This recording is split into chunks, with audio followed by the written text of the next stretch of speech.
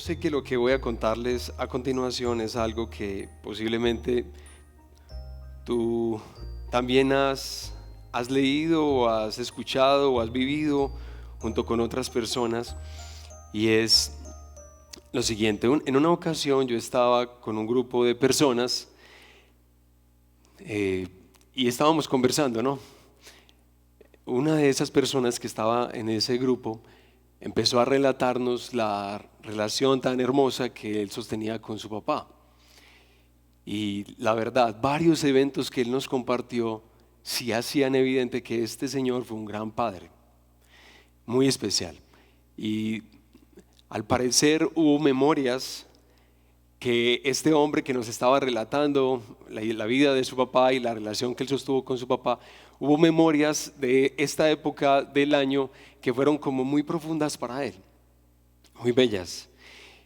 Y con todo lo que nos estaba contando, diciendo, este hombre termina con la siguiente frase, más o menos la siguiente frase: pero desde el día que mi papá falleció, un 23 de diciembre, desde ese día, para mí, diciembre nunca volvió a ser el mismo. Nunca más. Estas épocas se volvieron como grises para él en un sentido. Y yo sé que tal vez algo así también pudo haberte acontecido a ti, porque, hermanos, nosotros podemos reconocer que existen abundancias de acercamientos a esta época de Navidad. A diferencia tal vez de esta persona que se relacionaba de este modo con esta época, hay algunos que ustedes reconocen que más bien se ven eufóricos, ¿no? Eufóricos por esta temporada del año, y es porque ha llegado un momento en el que los excesos son validados y hasta estimulados y reforzados. Entonces, qué bueno, porque llegó la época de los excesos. Pero tal vez otros ven la llegada de esta época con inquietud y, casi como esta persona de la historia, con cierta nostalgia o con mucha nostalgia. Hay otros que encaran esta época llenos de gozo y de expectativa por las luces que colocan en el río Medellín. Las he visto de lejos, pero están muy lindas. Pero también como nuestros balcones y las casas y las calles se decoran de manera tan linda. Eso es tan especial. A algunos les encanta el olor a pólvora. ¿A quién le gusta el olor a pólvora? No que la pólvora sea muy linda, bueno, nosotros conocemos los efectos de la pólvora sobre la fauna, pero la pólvora huele muy bueno, hermanos, la verdad. Huele muy bueno, y sobre todo porque en mi caso está vinculada a memorias que son espectaculares de mi infancia. Entonces, bueno, hermanos, la verdad, los eventos que asociamos a la Navidad la llenan de un color grisáceo o un color resplandeciente. Y eso es para todos nosotros así, diría yo. Pero esta mañana nosotros vamos nuevamente a hacer memoria del evento histórico que aquí en el Redil Estadio anhelamos que tú atesores, no solamente para esta época del año, sino para todos los días de tu vida. Y que entonces, sí, de manera especial en esta época, que el nacimiento de nuestro Salvador Jesucristo reinterprete nuestra Navidad. Vamos a ver cómo nos va. Para eso abran Lucas capítulo 2, hermanos, ese famoso pasaje, famosísimo pasaje que hemos leído en tantas ocasiones en Navidad. Lucas capítulo 2, desde el versículo 1 vamos a leer.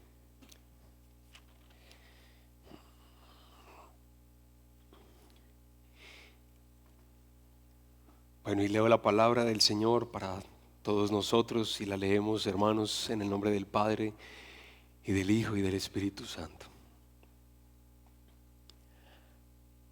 Aconteció en aquellos días que salió un edicto de César Augusto para que se hiciera un censo de todo el mundo habitado.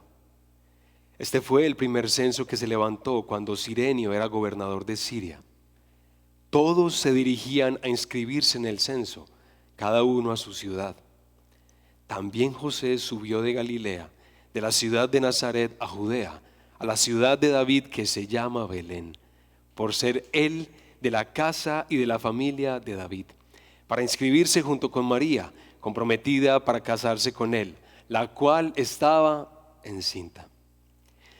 Sucedió que mientras estaban ellos allí, se cumplieron los días de su alumbramiento. Y dio a luz a su hijo primogénito, lo envolvió en pañales y lo acostó en un pesebre, porque no había lugar para ellos en el mesón. En la misma región había pastores que estaban en el campo, cuidando sus rebaños durante las vigilias de la noche. Y un ángel del Señor se les presentó, y la gloria del Señor los rodeó de resplandor y tuvieron gran temor. Pero el ángel les dijo: no teman, porque les traigo buenas nuevas de gran gozo que serán para todo el pueblo, porque les ha nacido hoy en la ciudad de David un Salvador, que es Cristo el Señor.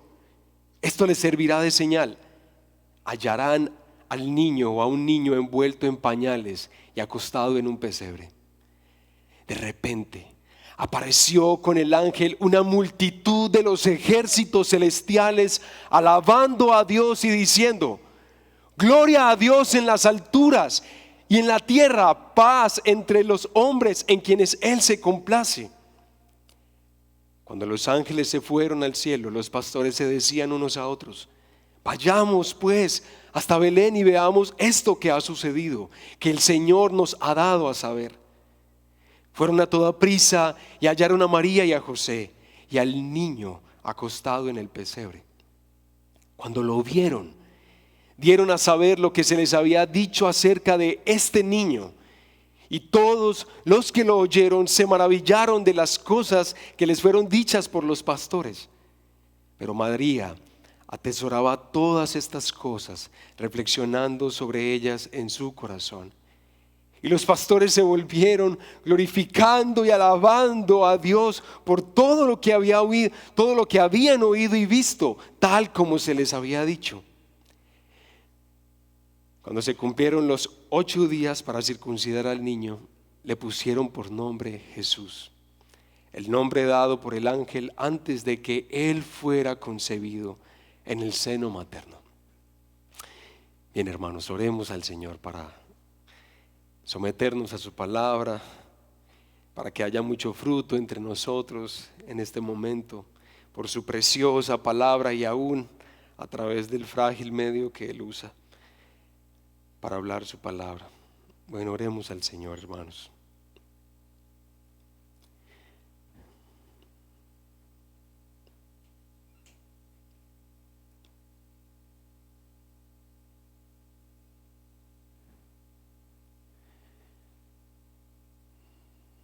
Como una noche silenciosa, Padre precioso, una noche común y corriente, la conviertes en un majestuoso espectáculo de tu infinita gracia.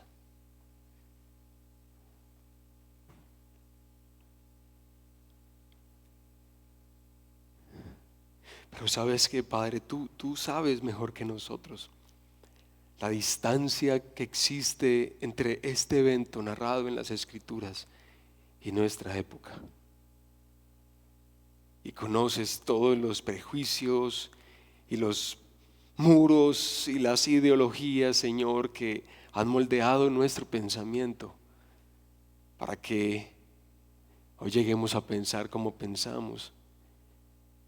Y conoces, Señor, todos los dramas o las alegrías que hay entre nosotros, que ha dado interpretación a la Navidad.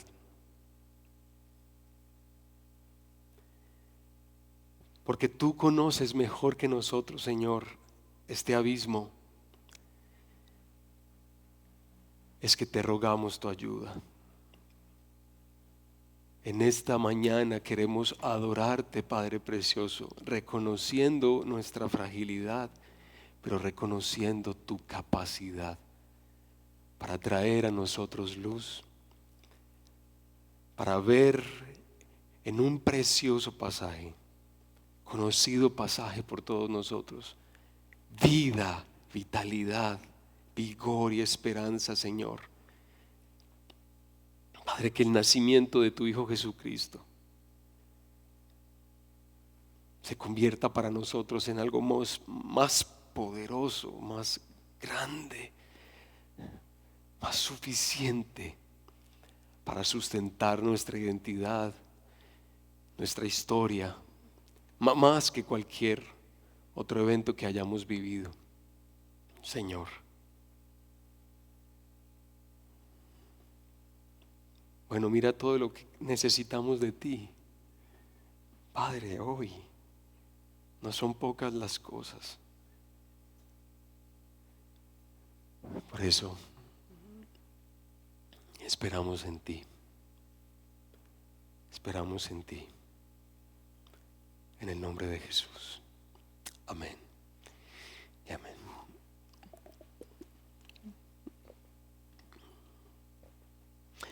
Hermanos, si estuviste atento a la lectura o seguiste la lectura ahí en tu Biblia, te diste cuenta rápidamente que la natividad de nuestro Señor Jesucristo ocurre en un contexto poco ideal.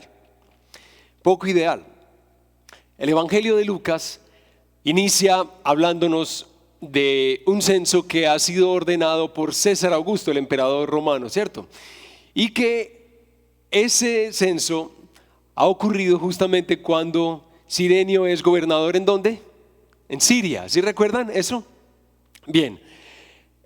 Este dato no es menor y quiero que le prestes mucha atención porque eso nos va a ayudar a lo que viene ahorita a continuación. Lucas está realmente interesado en que todos nosotros que nos acercamos a la lectura de este evento de la historia entendamos que efectivamente tiene que ser entendido así. Esto que está a punto de narrarse ocurre cuando César Augusto es emperador y cuando Cirenio es gobernador. ¿En dónde es? Gracias, en Siria, exactamente. Es decir, que este nacimiento ocurre en el espacio y en el tiempo, que este nacimiento ocurre en nuestra historia humana. Esto no ocurre en la Atlántida o no ocurre en el planeta Namekusei. Bueno, ahí dejé a loco a más de uno, ¿cierto? En fin. Pregúntenle a los cuarentones de acá, ellos les pueden decir. No ocurre en ese tipo de lugares, ocurre en el espacio y en el tiempo.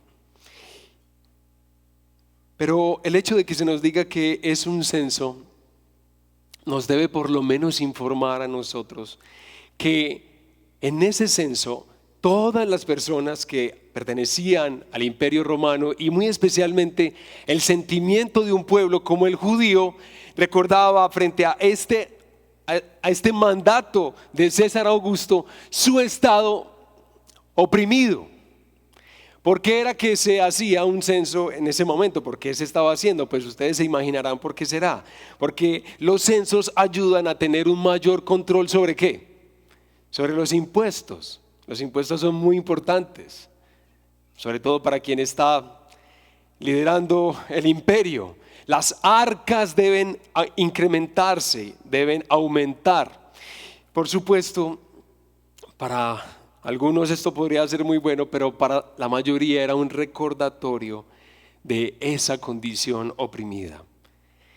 Y pues no es quizá en el mejor momento en el que le corresponde a esta familia, María y José, hacer este recorrido. Recuerden, María y José, para obviamente atender, obedecer esta ordenanza del emperador, recorren una distancia aproximada de 140 kilómetros para desplazarse desde Nazaret hasta Belén. Yo sé que cuando uno recorre 140 kilómetros porque va para un paseo es una cosa muy chévere, ¿cierto? Muy rico y todo lo demás, pero ellos van a algo que tal vez no precisamente es lo que más desearían. Ellos llegan a Belén, por fin, y aunque ustedes saben, la hospitalidad era central en la vida de cualquier judío. Aunque así era, dice el texto que para ellos no hubo lugar en la posada. Y pues un dato que no es menor: María estaba embarazada. Y además se le cumplieron los días de su alumbramiento. En ese estado, en esa condición. Entonces, pues mamás, primero me dirijo a ustedes, mamás. ¿Cómo recuerdas tú el día que tuviste a tu primogénito? ¿Lindo? ¿Fue bonito? ¿Fue importante para ti saber en qué clínica estabas? ¿Dónde? ¿Cómo? ¿Quién atendería ese alumbramiento? ¿Ese médico sí sabe lo que está haciendo? No, o acaba de salir de la facultad de medicina. ¿Cómo están las cosas ahí? ¿Te generaba cierto grado de tranquilidad saber que todo estaba preparado para que tu bebé naciera sin contratiempos? Pues yo creo que sí. Papás, ahora ustedes, ¿acaso tú no querías proveer un escenario de seguridad y cuidado para tu esposa y para el bebé que aún no habías visto, pero que por lo menos atestiguabas en el vientre de tu esposa? Tal vez tú te sentías mal en ese momento porque no pudiste pagar una mejor medicina, una mejor póliza de salud para ofrecerles mejores servicios a tu esposa y a tu hijito que está a punto de nacer. Bueno, no importa cómo haya sido, hermanos, en este caso José y María tuvieron que arreglárselas como pudieron. Recuerden, a ellos les señalan un establo, les señalan ese lugar, y seguramente rodeados de una fragancia muy silvestre nació el bebé. Nace el bebé Jesús, a quien envuelven en piezas de tela y recuestan en el bebedero de los animales.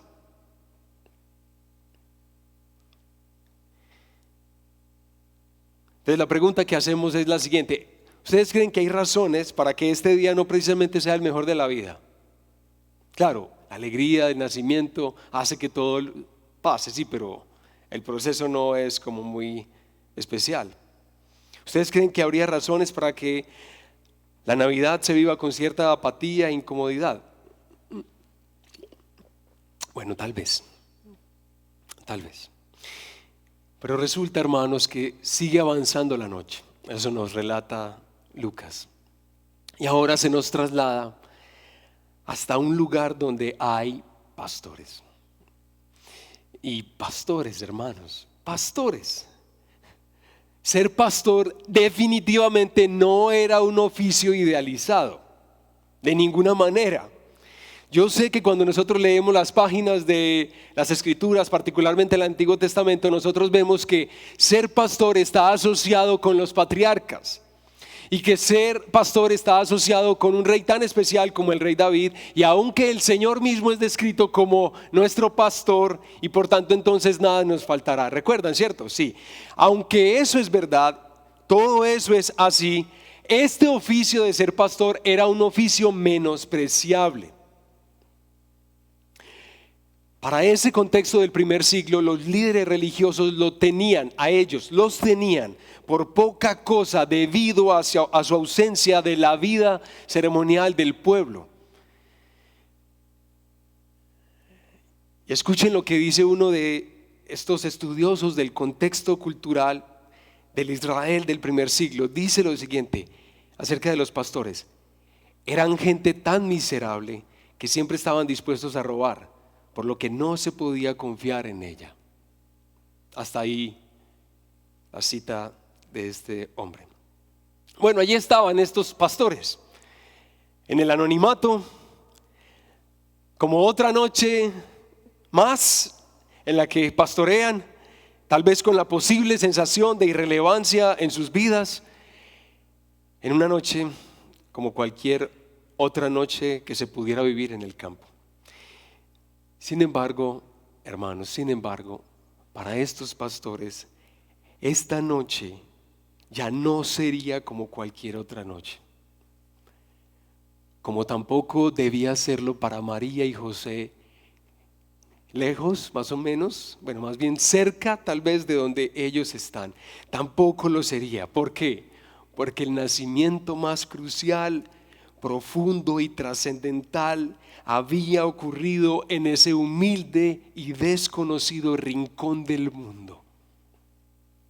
Dios el Padre quiso que estos pastores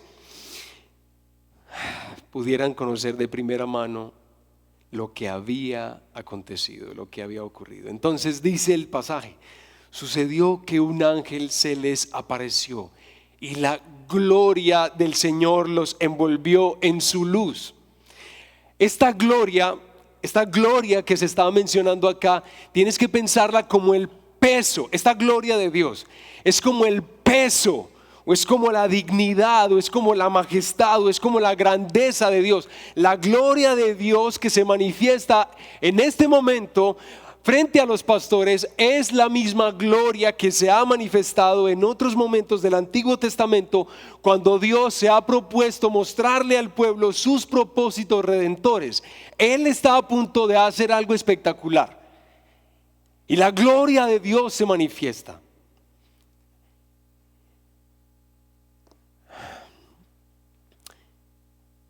Y aquí, hermanos, se manifiesta esa gloria de Dios para dar a conocer que justo en esa noche ha ocurrido uno de los eventos más importantes de la historia de la salvación. El Verbo de Dios, el Logos, se hizo carne y habitó entre nosotros.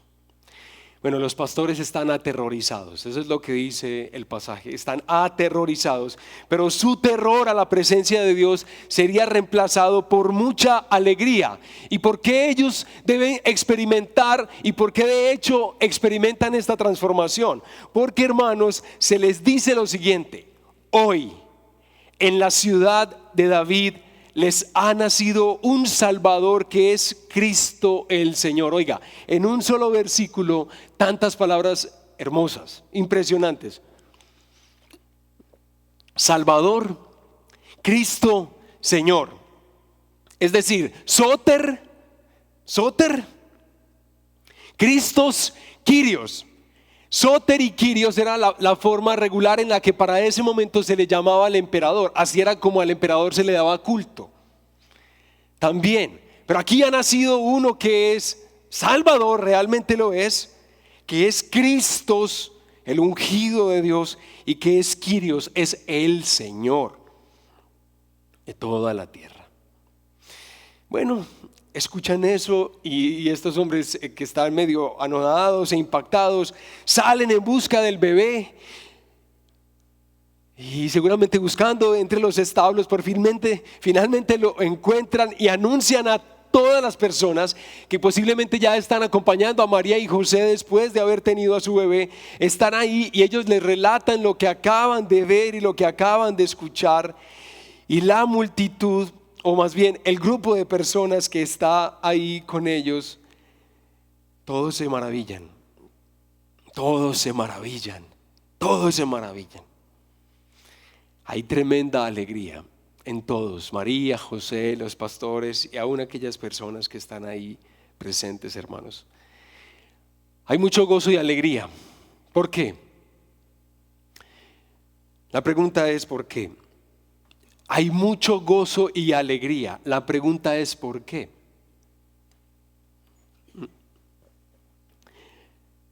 Cambiaron las circunstancias. Los pastores dejaron de ser pastores.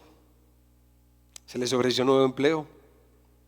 O José y María no recordarían más las duras circunstancias del nacimiento de Jesús. Esa mala memoria o dura memoria ya no haría parte más de su registro, ¿o qué? ¿Eso es lo que pasó? No, eso no pasó. Eso no fue lo que cambió, pero algo sí cambió. Algo sí cambió, hermanos. Y permítanme, por favor, recordarles eso que se relaciona con lo mismo y que es tan importante para esto que tratamos de hacer. Primero, pensemos en María. A María se le describe como haciendo qué cosas. Después de que escucha a los pastores escribir o narrar estas circunstancias del ángel y todos los seres angelicales adorando al Señor, ¿cómo es que se describe a María después? ¿Qué es lo que ella está haciendo? Muy bien, reflexionando en su corazón. Es muy importante eso que Lucas está diciendo acá.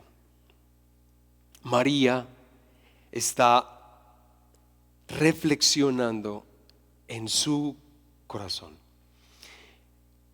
Esto que está haciendo María, tienes que tratar de pensarlo tal vez como en la historia de Jacob y José. ¿Recuerdas cuando José, por allá en el Antiguo Testamento, en Génesis capítulo 37 más o menos, que José es un joven orgulloso y que Dios le da la forma de soñar cosas?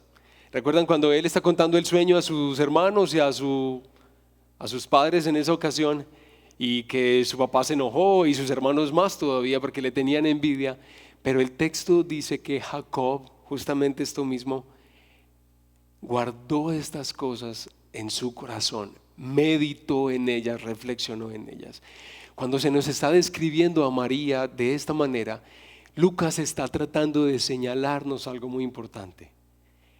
Y es que el cambio no solamente da porque algo espectacular ocurrió, porque recuerden que María no vio eso. A María lo único que le tocó ver es que su hijo nació en un pesebre, que estaba envuelto en pedazos de tela, que le tocó una circunstancia difícil ponerlo en el bebedero de los animales, o sea, no muy agradable. Ella no vio eso, pero a ella se le invita a pensar, como a nosotros en esta mañana, hermanos, en pensar en algo que no hemos visto, pero que se registra en la Escritura. Por eso él arranca diciendo que esto ha sucedido en la historia, dentro de la historia.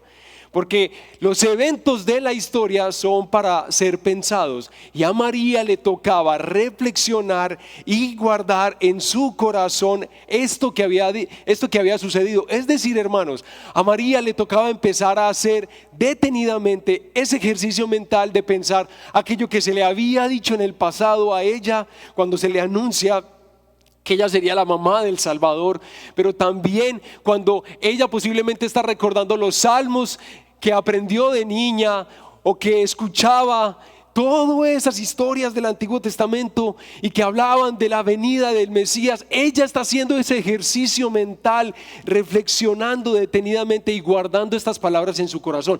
Eso es lo que Lucas está tratando de decirnos. Ella está haciendo esto. Y eso es lo que pues nosotros necesitamos también hacer, no solamente en esta mañana. ¿Y por qué quiero hacer énfasis sobre esto? Porque miren, hermanos, a los ángeles le pasa exactamente lo mismo. ¿Qué le sucede a los ángeles?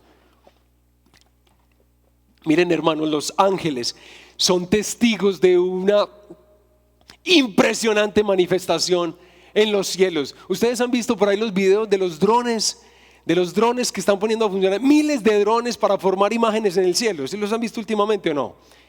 Eso es espectacular, mírenlo en YouTube. Más que ese espectáculo que ya lo deja uno sorprendido, anonadado, ellos fueron testigos de ese evento, y aunque lo fueron, miren lo que el ángel le dice a los pastores. Él les dice lo siguiente: no teman, porque les traigo buenas nuevas de gran gozo. Mire, en otras traducciones que son más viejitas, yo creo que en la Reina Valera está ahí, está esta forma de traducir, dice: no temas, he aquí que os traigo buenas nuevas de salvación. Cuando el ángel está diciendo a los pastores: no teman, he aquí, él lo que les está diciendo en un sentido es que tienen que detenerse a pensar esto que está sucediendo. No solamente deben dejarse impactar o por las luces o por las voces o por lo sorprendente de esto. Ellos necesitan articular este evento a lo que han aprendido, a lo que han escuchado, articularlo dentro de su vida, dentro de su historia. No temas, he aquí os traigo buenas nuevas de salvación.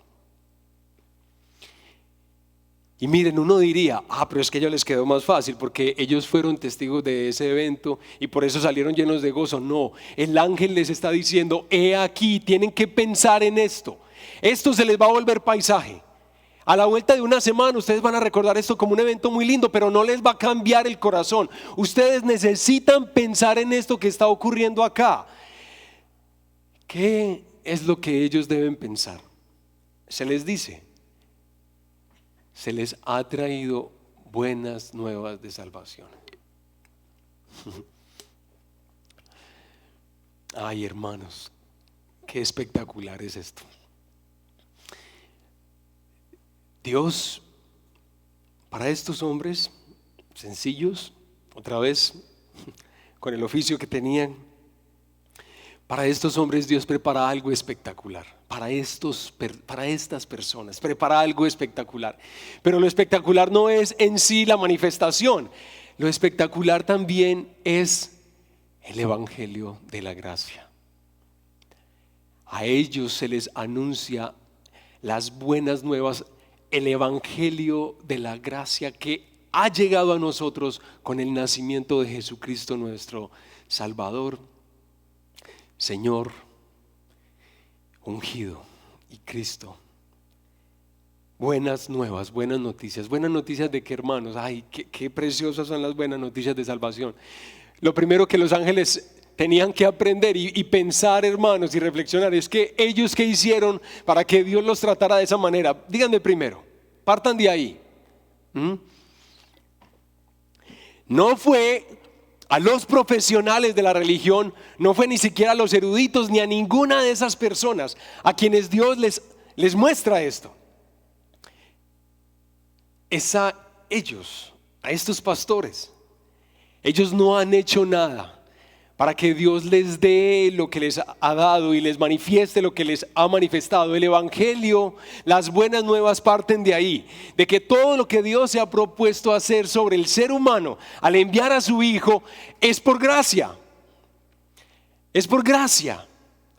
Que aquí la cosa no es que yo he sido muy disciplinado este año, yo he sido tan juicioso que cómo no voy a gozar de una maravillosa vida. No, el evangelio de la gracia, las buenas nuevas que estos pastores iban a escuchar y que ellos también debían anunciar, arrancan porque se da por gracia. ¿Y qué es lo que da por gracia? Dios. ¿Qué es lo que Dios da por gracia?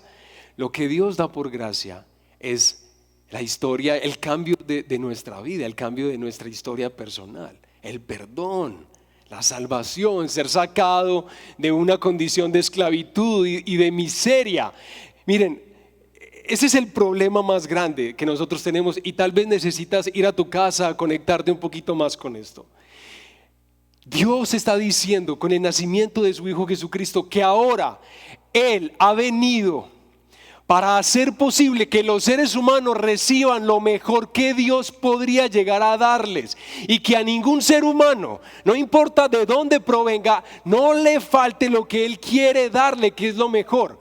A cualquier ser humano de cualquier trasfondo cultural que vea al Hijo que ha nacido en este día, que ponga su fe en Él, su confianza en Él.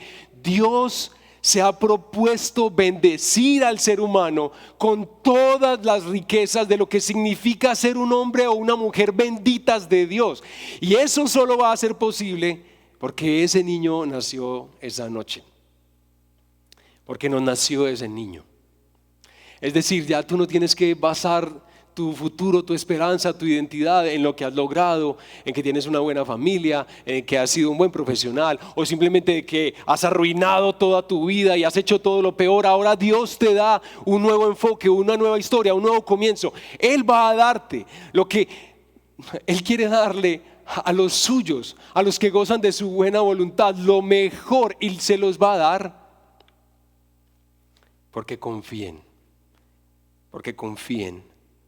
en su Hijo Jesucristo. Porque claro, ustedes recuerdan, hermanos, el Hijo de Dios ni se queda chiquito, ni se queda en un pesebre. Porque la Navidad es hermosa y la encarnación es espectacular. Cuando, como lo hemos dicho en otras ocasiones, cuando de ese pesebre emerge una cruz. Porque si no, no tiene sentido.